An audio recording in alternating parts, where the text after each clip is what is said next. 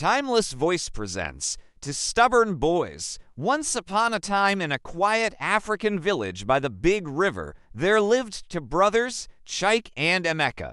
The boys were full of energy, full of ideas.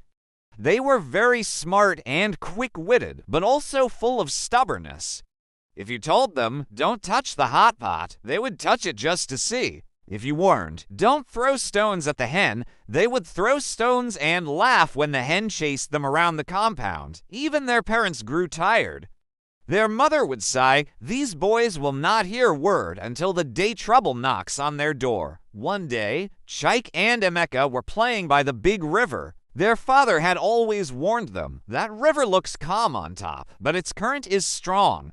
If it catches you, it will drag you like dry wood. But did they listen? No, they splashed water, laughing and daring each other. Chike said, I will swim across to that tree. Emeka replied, if you go, I will go further. Suddenly, a whirlpool swirled near them, the water tugged at their legs, and for a moment, they panicked. Luckily, an old fisherman nearby saw them. He paddled quickly with his canoe and pulled them out, dripping like to wet chickens. The old man shook his head and said, stubborn flies always follow the corpse into the grave, but Chike and Emeka just laughed and ran home as if nothing happened. Not long after, the chief of the village made an announcement. My people, nobody should go near the old farmland today.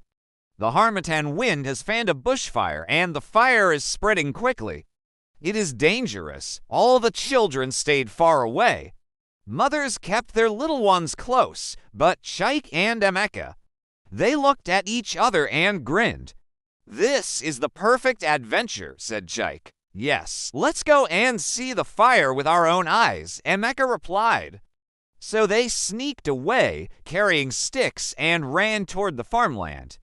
At first, it was fun. They chased grasshoppers, shouted, and pretended to be warriors. Chike said, look at me. I am the great lion hunter. While Emeka boasted, I can fight 10 fires with my bare hands. But soon, they noticed smoke rising like a black cloud. The air grew hotter. Before long, they heard the crackling of dry grass, and flames began to rush toward them. Let's run this way, shouted Chike. No, this way, argued Emeka. They wasted time arguing until the fire surrounded them. The heat burned their legs, the smoke choked their throats, and for the first time in their lives, the two stubborn boys were not laughing. Luckily, some farmers working nearby heard their cries. They rushed with wet leaves and pulled the boys out. They slapped their legs to put out the small flames that had caught their clothes. By the time Chike and Emeka reached home, their hair was singed, their skin was sore, and their pride was gone. Their father did not beat them. He simply looked at them and said, my sons, you see now, stubbornness is like carrying a pot of fire on your head. It will surely burn you one day. You thought you were wise, but wisdom listens.